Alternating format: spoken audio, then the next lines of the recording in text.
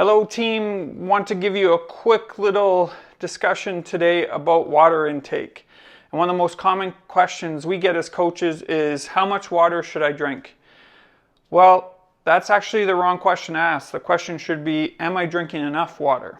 And how do you know when you are? The first piece I want to preference this whole conversation with is that you are an individual. This is an N=1 experiment. You are unique, your needs are unique, your physiology is unique from anybody else. So to give you an exact number for you to drink is very specific to you as an individual. So I'm going to give you some things to think about in establishing what your range of hydration is for a given day. So firstly, let's try to answer that question. How do I know when I'm drinking enough? Well, there are certain symptoms you'll notice when you're not drinking enough. Common ones that we will see are headaches, a feeling of lethargy or just foggy brain, just not yourself, not able to think clearly or quickly. You're tired a lot more often. You have sore and stiff muscles, so your recovery time, and even within workouts, you're just feeling stiff and sore more often. And soft tissue injuries, so muscles, tendons, ligaments, those type of things, you see them more frequently in someone who's dehydrated. And the reason is, for example, if we got a little sponge here, if we take this sponge and it's dry, okay, and I just put a little bit of pressure on that sponge, it begins to rip. So just put a little bit on there. Now I take the same sponge here and I dip it. Okay, dip this in water, get nice and hydrated. Okay. Now I'm going to take that and apply that same pressure, and I'm really pulling here. There we go.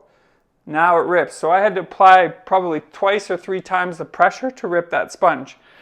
So water makes the muscle, the tissues more pliable, be able to move in a greater range of motion and be able to come back to their original shape a lot quicker. So you can make your muscles a lot more durable when they're hydrated versus when they're dry. Now, I'm going to give you some ideas of recommendations or range to work in to find your norm.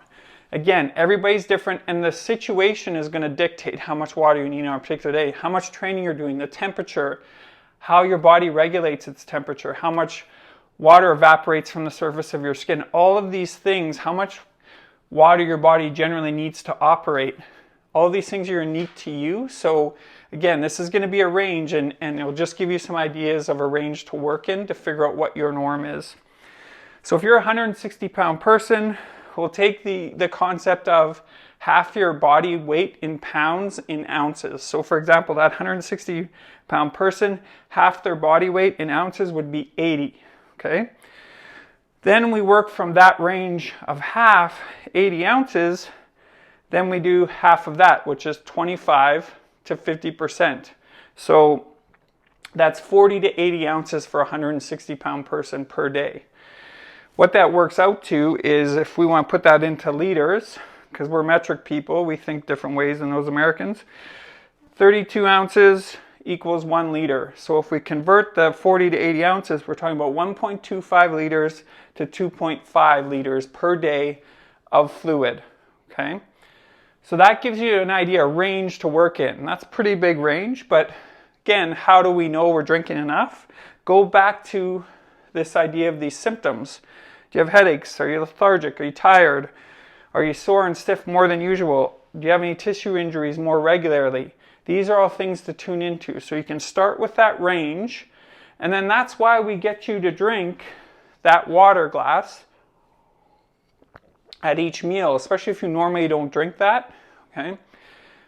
It also does another thing, and why we say at meals is because when you drink water with meals and consciously, you take it and it'll cause you to slow down when you eat. And that's really important, because when you slow down, you'll chew your food more. You'll slow down the stress on your digestive system by chewing more. You'll enjoy your food more, and it's just a nicer way to enjoy the meals and getting a little bit of extra hydration as well. Adding a little bit of Celtic sea salt or Himalayan sea salt to your food, even into your water as you're training, or can be helpful in absorbing that, because the sodium will help to bring the water into the cells of your body. But again, you can use this as a range, but figure out what works best for you based on how you're feeling. So that's our little tip of the day on hydration and water intake.